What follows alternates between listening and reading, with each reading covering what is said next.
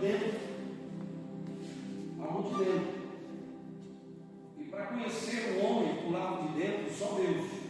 Eu não posso. Né? Mas Deus, Ele conhece aquilo que está aqui dentro. Na introdução de hoje, eu queria compartilhar com os irmãos. A alma é um dos temas mais profundos das Escrituras. Né? A Bíblia trata a alma não apenas como parte invisível, pastor Fernandes, do homem, mas como a essência da vida, das emoções, da consciência, da identidade humana diante de Deus. A importância que a alma tem, né? Eu costumo dizer que a alma, ela está no centro e tem um papel fundamental, porque também se trata da janela do corpo, as janelas do corpo. Então, muitas das vezes, o nosso corpo, ele vai transmitir algo que a nossa alma está sofrendo.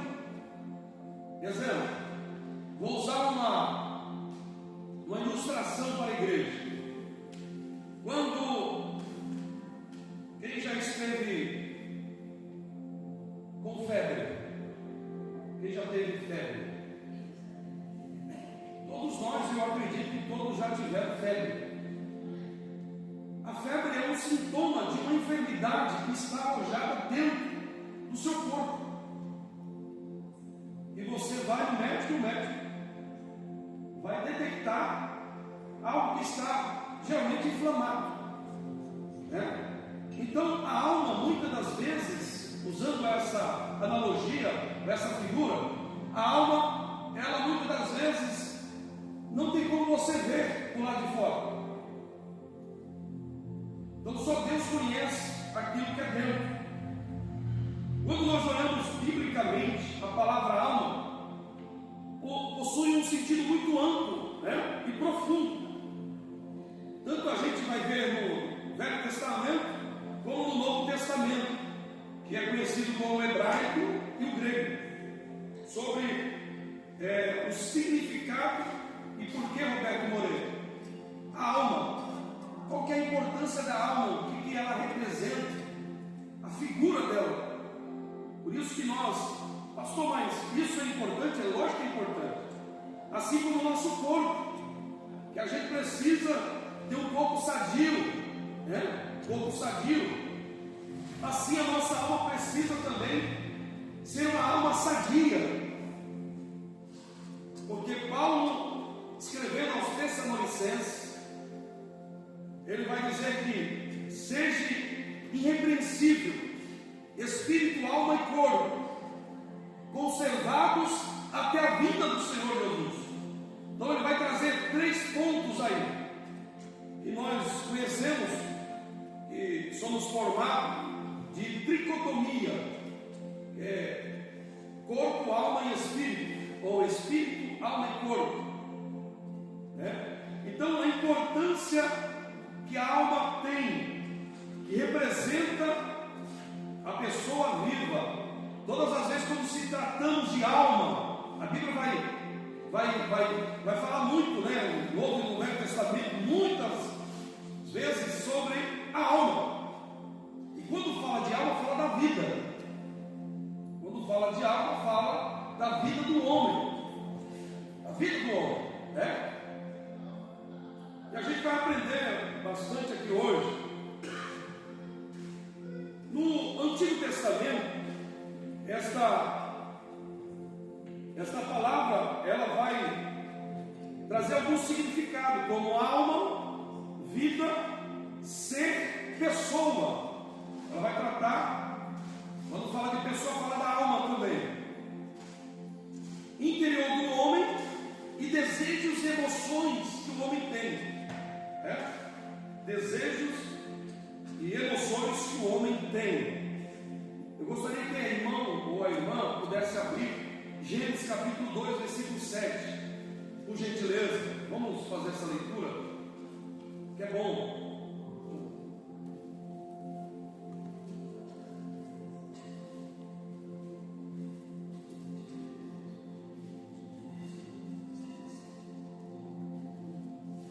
Irmãos, Gênesis capítulo 2, versículo 7. Acharam, amém? Vamos lá. Então formou, 2,7, perdão, estava 3.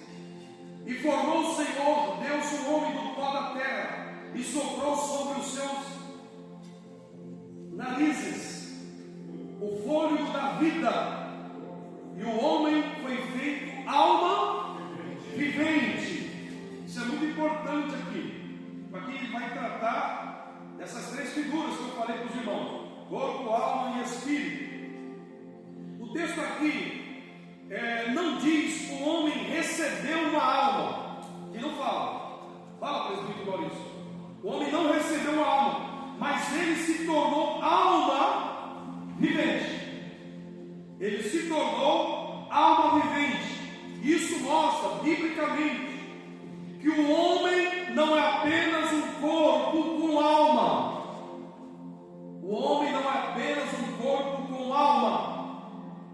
O homem é alma vivente. Repita comigo: alma vivente. A união do corpo, formado do pó, como sopro divino, produziu um ser consciente,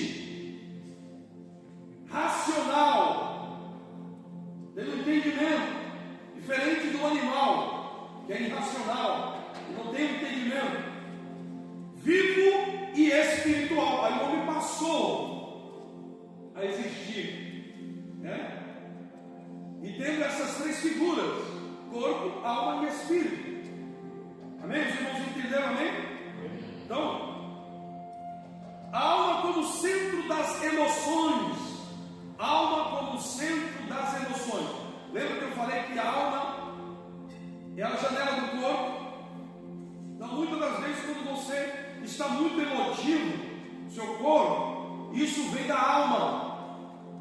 A alma como centro das emoções. A alma representa também como sede da tristeza. Sede da tristeza. Quantas pessoas hoje estão sofrendo, estão tristes? Às vezes toma remédio, ele toma remédio, mas aquele remédio vai dar momentaneamente um alívio, mas depois essa pessoa tornará a ficar triste. Por quê? Porque isso está diretamente à sua alma, e só Deus pode preencher a alma desse homem e dessa mulher. Só Deus. Então a alma como sede da tristeza, da alegria também, né? Isso já é um ponto positivo. Alma alegre, feliz. Eu já conheci, mas isso é bom. Olha para esse irmão bonito que está do teu lado e diga assim: você está alegre? Você está feliz? Dá um sorriso para ele. Não é feliz com o cara barrado, não. Feliz, alegre. Você está feliz? Está alegre?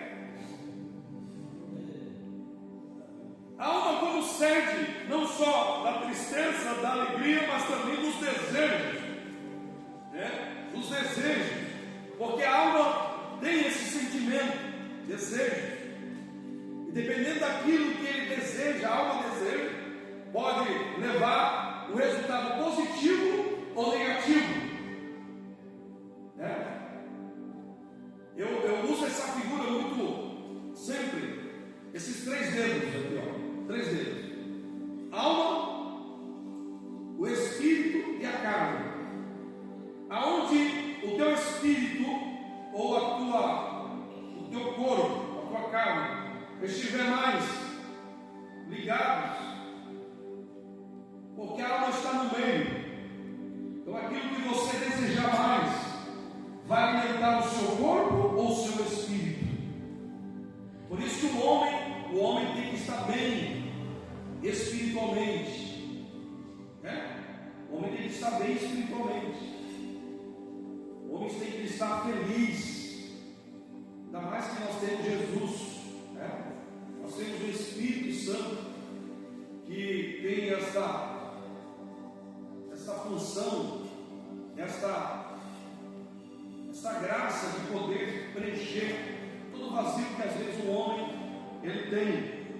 A alma também como sede não só da tristeza ou da alegria, mas também da angústia. A alma fica angustiada, a alma sofre, Aquele momento quando você perde alguém, já viveu isso?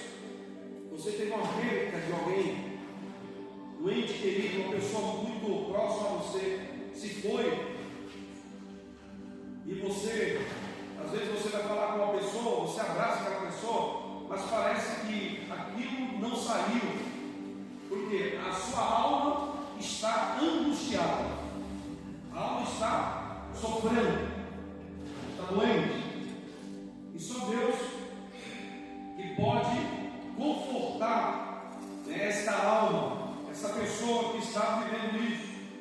A alma como sede não só da angústia, mas também da adoração a Deus.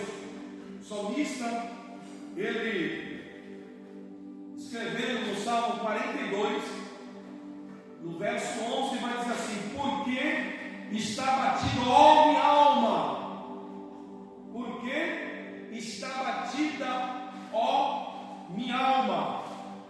Aqui a gente vê, pastor Fernandes, que Davi, ele conversa com a sua própria alma.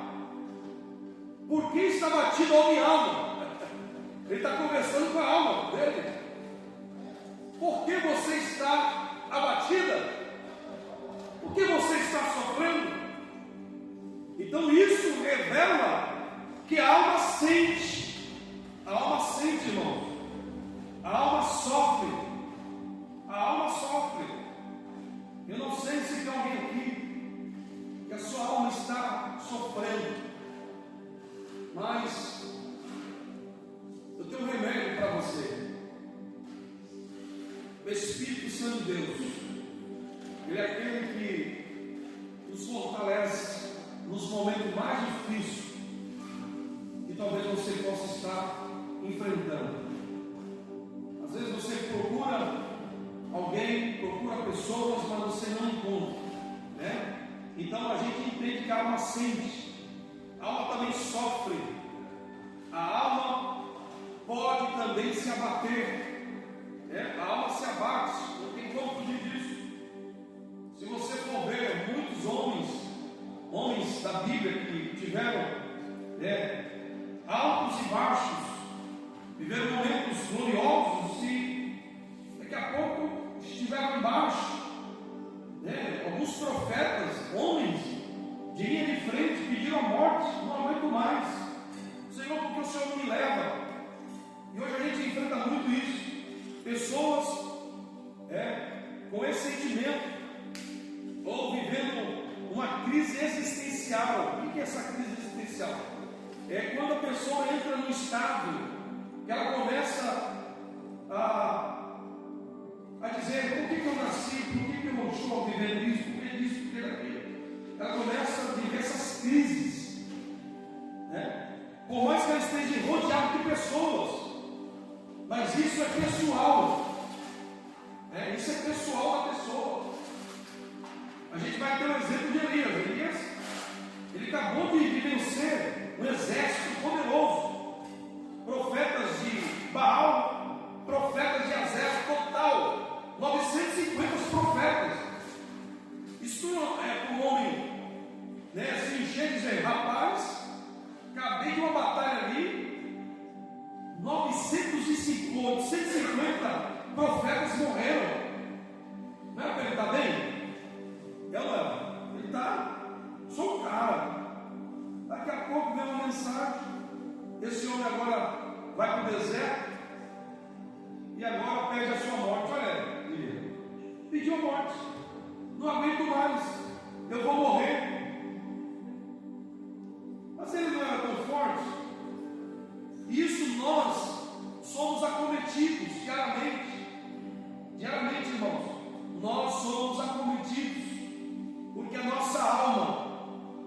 pode se abater. Repita comigo: a nossa alma, ela pode se abater.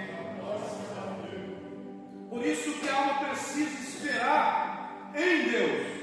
Espera em Deus. Espera em Deus. Espera em Deus, irmão. Espera no Senhor.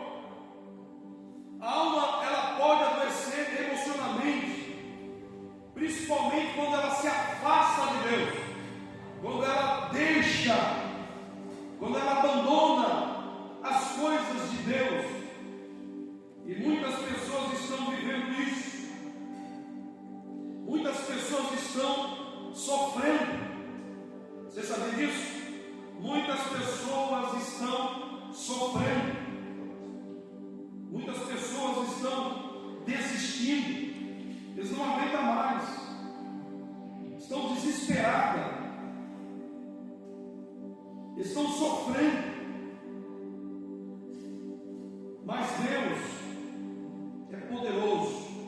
E a alma também adoece. A alma adoece. Eu falei para os irmãos sexta-feira passada. Por que a alma adoece? Por falta de alimento espiritual, da comida. A alma adoece por falta de anseio.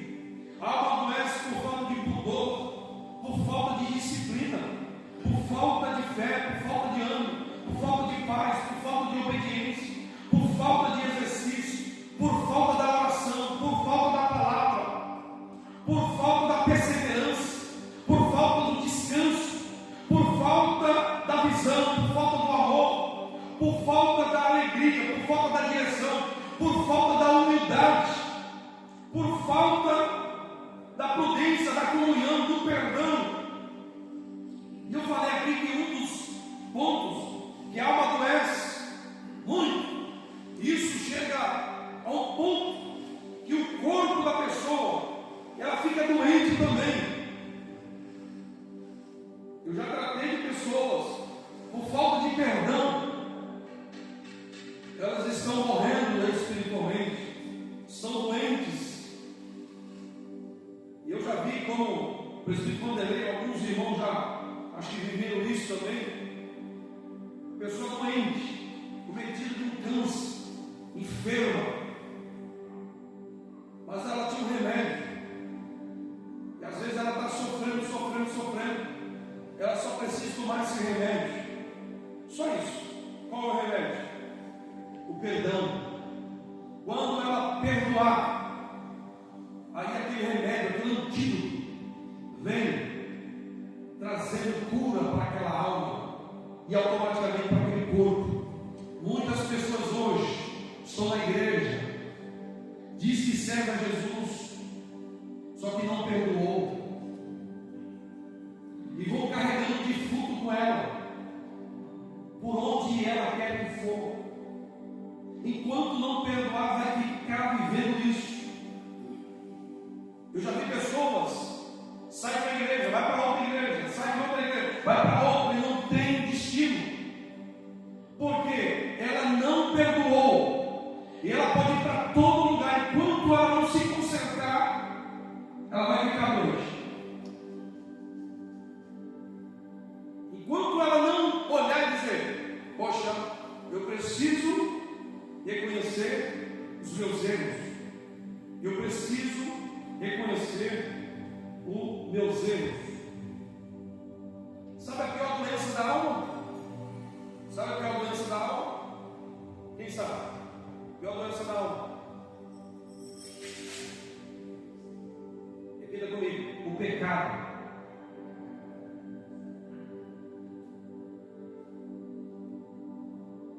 Todas as enfermidades atacam a alma, todas. Mas a pior delas é a maior devastadora, que conduz à perdição eterna e no lago de fogo, enxofre, é o pecado. O pecado é a maior arma que destrói o homem.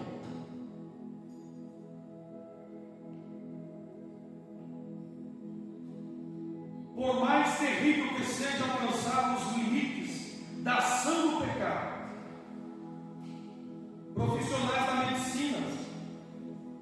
psicologia,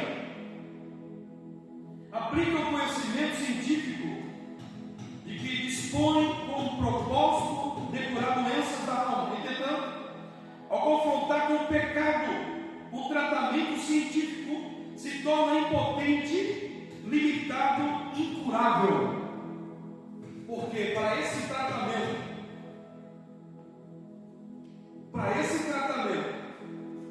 só perdão,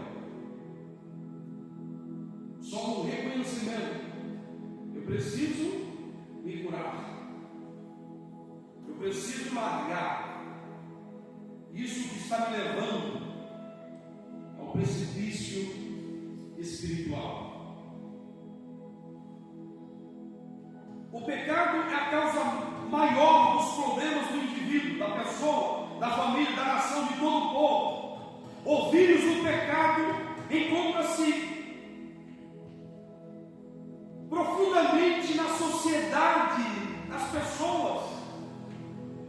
Todos os conflitos são gerados diretamente pela ação do pecado na alma do ser humano. Essa doença da natureza espiritual, imortal, todos os dias continua matando muitas pessoas. Isso é o maior perigo, irmãos, o pecado.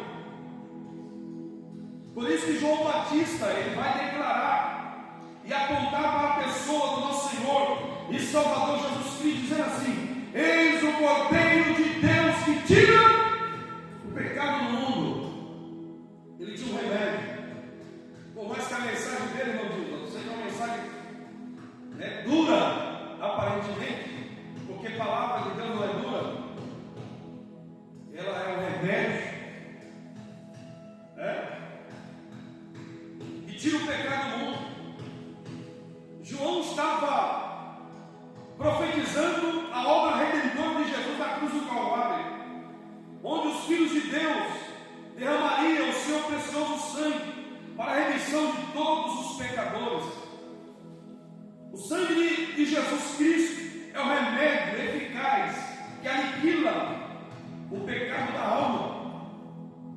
Só através do sangue de Jesus Cristo para limpar, para nos tornar uma vida abundante, abençoada, serena e feliz.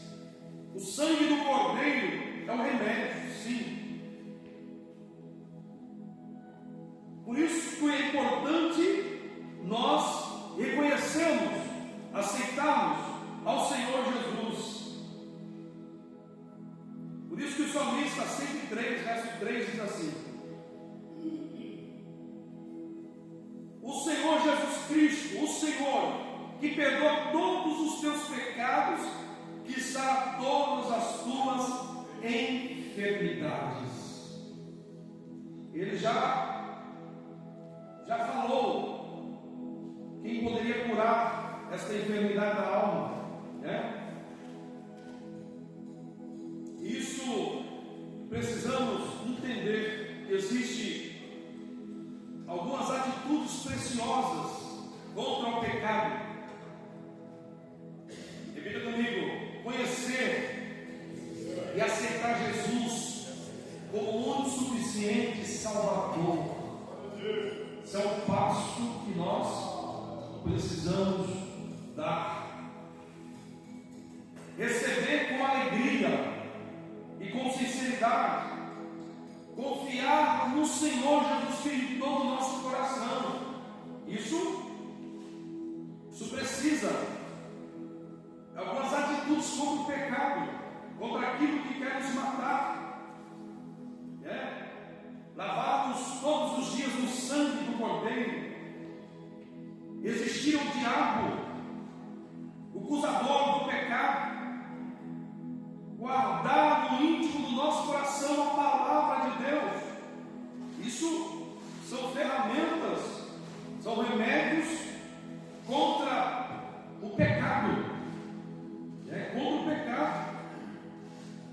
Afastar-se daquilo que é mal, nunca brincar com o inimigo. Por isso que a Bíblia diz que não deis lugar ao diabo. Renuncie os prazeres deste mundo pecaminosos,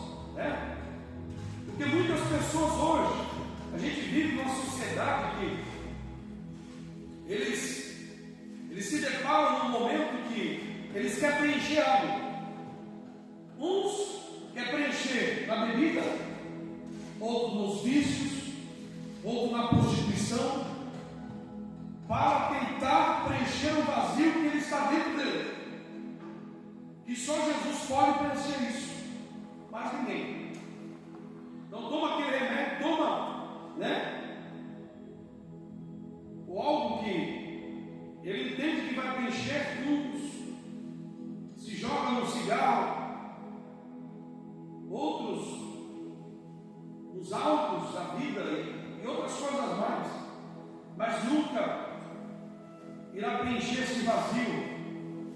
Manter, isso é importante, manter a comunhão perante Deus. A gente precisa diariamente, irmãos. Não tem um super crente, não tem pessoa que eu estou bem, ninguém vai me destruir, eu sou. Não, todo dia a gente precisa renunciar aos prazeres, todo dia a gente precisa manter a comunhão com Deus, todo dia. Pastor, ontem eu orei, hoje você tem que orar também, e amanhã também. Pastor, ontem eu ouvi uma palavra, e hoje você tem que ouvir outra palavra, e amanhã também. Então a gente tem que estar envolvido, presbítero Maurício. Por quê? Porque essa carne é fraca, porque a carne não deseja nada que é bom, e isso automaticamente a nossa alma vai abrir assim o janelão do corpo e vai dizer: vem. E quando você for ver, já era, né?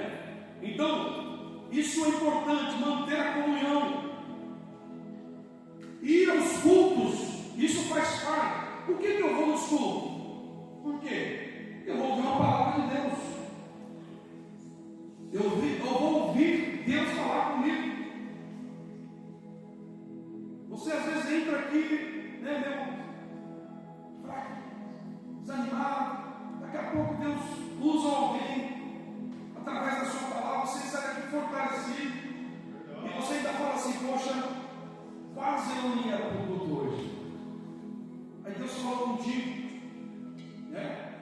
Não para nós sermos um religioso, não, mas para que possamos entender este lugar, este ambiente espiritual, que a gente está aqui porque nós queremos nos alimentar da palavra de Deus.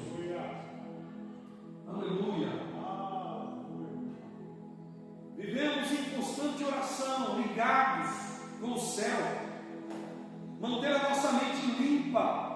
Isso é algo que precisamos também cultivar diariamente, porque senão a nossa alma vai adoecer. Se a nossa mente estiver distante. Existe um ditado, não é Bíblia. Eu já ouvi alguém falando que era Bíblia, mas é um ditado que eu entendo que se enquadra naquilo que nós vivenciamos dia a dia. Mente vazia é o quê? Oficina do diabo. Por quê?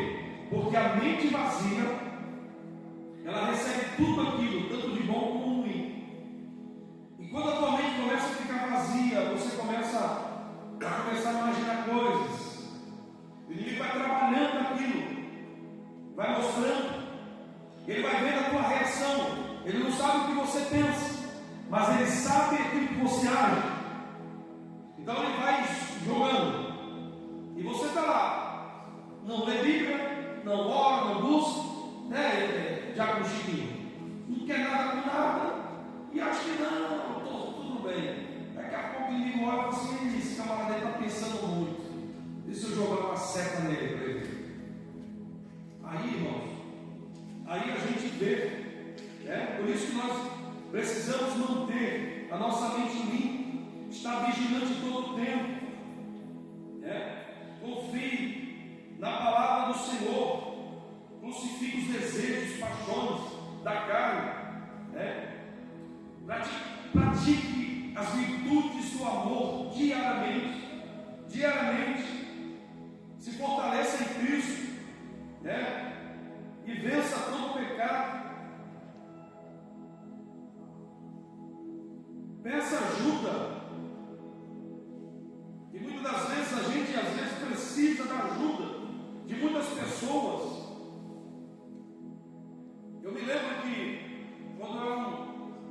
adolescente para jovem, né? E essa fase é muito difícil. De vez em quando eu estava meio baqueado. Aí de repente eu ia do lado de uma pessoa mais crente do que eu.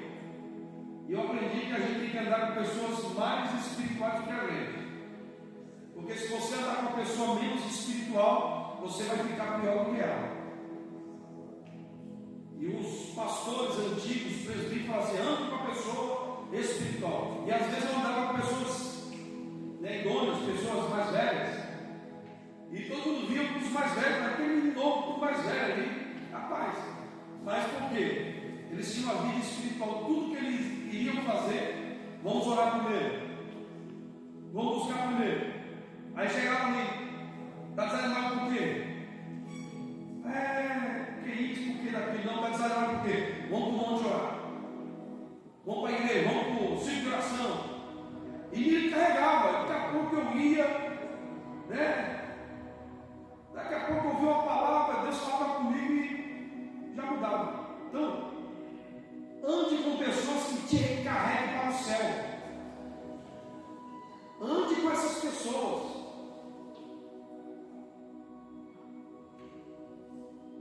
Ande com essas pessoas.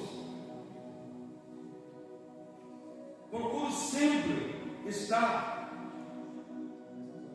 purificando a sua alma, buscando ao Senhor.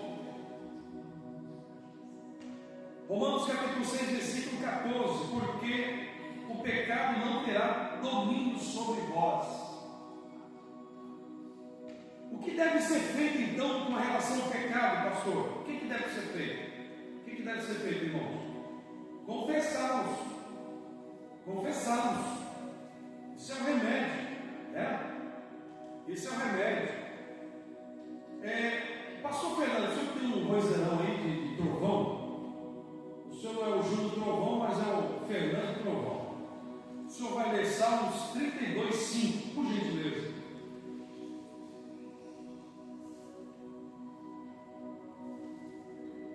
Por favor.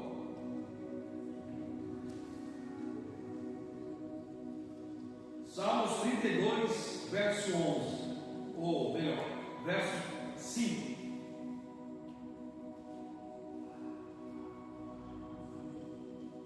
Então reconheci diante de ti o meu pecado, e não encobri as minhas culpas.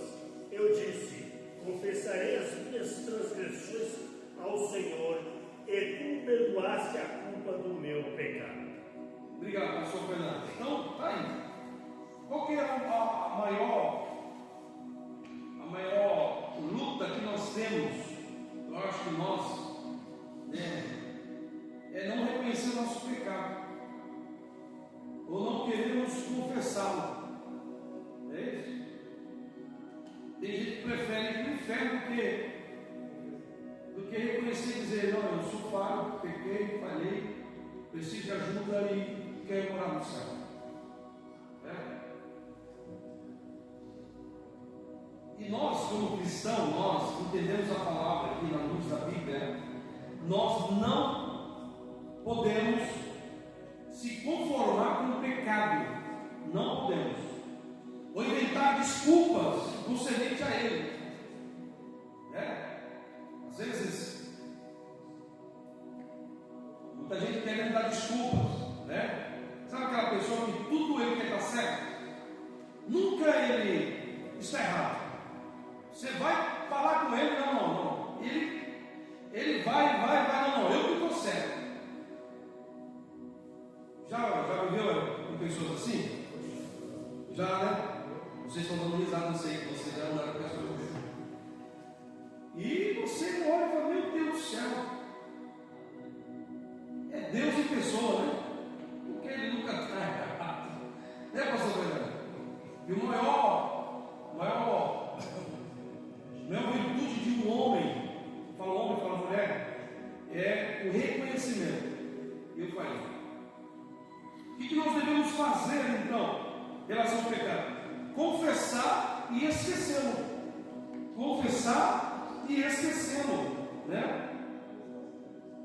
E a gente vai ver que Davi confessou o seu pecado, experimentou o perdão de Deus. Ele confessa e automaticamente ele experimentou o perdão de Deus. Oh, glória a Deus! Ah, irmão, se a gente entendesse isso, ia ser diferente. Em vez de julgar os outros, a gente olhar para dentro de nós e dizer: Senhor, eu sou o Pai. Quantas pessoas às vezes apontam o dedo, né, para alguém, e tem 3 para nós. Se a gente entendesse isso, as coisas iam ser muito diferentes. O que falta muitas das vezes em nós é o reconhecimento, confessar e esquecer. Tem gente que às vezes perdoa alguém, só que ele está sempre apontando o dedo para aquela pessoa. Logicamente que a gente não tem amnésia, né? A gente não tem amnésia. Mas quando o perdão é assim, você pode até lembrar, mas você já não sente mais dor. Eu tenho uma cicatriz aqui nessa parte aqui do pé, e quando eu era adolescente eu era muito bagunceiro, e eu estava indo com as molecadas e com os meninos jogar bola. Aí eu vi um vidro assim, ó, deitado assim o vidro. Aí eu fazia cara dele, eu falei: vou dar uma chutada nesse vidro aqui e vou quebrar ele todinho, olha a ideia. Aí eu chutei o vidro, aí rasgou meu pé. Aí tomei alguns pontos e eu ia disputar um campeonato, Chico. E agora? E eu preocupado: meu Deus, e agora como é que eu vou jogar bola? E a perna toda rasgada aqui. Eu tenho uma cicatriz. Hoje eu posso bater, mas não sinto mais lá. Porque faz muito tempo, muitos anos. Eu não sinto. Assim é o perdão. Quando você perdoa, você não sente mais dor. Você pode até lembrar, mas você não vai sentir dor. Olha o que esse irmão diz assim: perdoe. Aleluia. Eita. Deus está aqui, amém? Fernando lá. Abra aí, primeira epístola de João, capítulo 1, versículo 9, por gentileza, Fernando.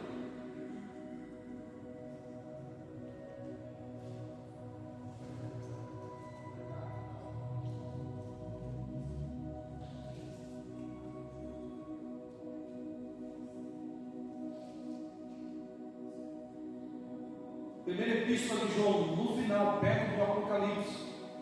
Primeira epístola de João, capítulo 1, versículo 9, por gentileza. Se confessar os nossos pecados, Ele é fiel e justo para nos perdoar Amém. os pecados e nos purifica de toda a injustiça. De toda a injustiça. Obrigado. Então, o segredo que ele nos dá aí em João, ele vai falar sobre confessar, reconhecer ou dizer a mesma coisa. O crente é instruído a dizer a mesma coisa que Deus diz sobre o pecado. Isso é, o pecado, quando o crente confessa o seu pecado, tem certeza que Deus é fiel, certamente permanecerá fiel à sua palavra. Ele é justo ao lidar com os nossos pecados, pois pagou um preço por ele para nos perdoar os pecados e nos purificar de todas as injustiças. E a gente entende que não existe pecado muito grande ou pecado muito pequeno. Existe consequências. Pecado é pecado. Pastor, eu roubei uma bala. Eu também roubei um banco. Os dois é pecado. Só que, se você for ver as consequências de um para o outro, são abrangentes, grandes. Mas tudo é pecado. É isso? Então Deus tem esse poder de limpar tudo aquilo que esteja de acordo com o depois de ter recebido perdão, de ter sido limpo, o crente deve esquecer os seus pecados e entregar completamente a Deus. Ao fazer isso, o crente é restaurado em seu pleno relacionamento com Deus. A gente tem que estar alinhado com Deus, irmão. Deus, ele não compartilha com o pecado. Não tem como essas coisas se misturar, como fosse o óleo e a água. Não tem como. Não tem como. Eu ministrei domingo sobre Icabonte ou Icabó, foi-se a glória de Israel. O povo achava que, pelo fato de que a arca estava com eles, a vitória era certa. Só que eles perderam, e a arca ainda foi tomada. Acharam que, pela figura da arca, Deus já não estava mais com aquele povo. Então, irmãos, vamos tomar cuidado,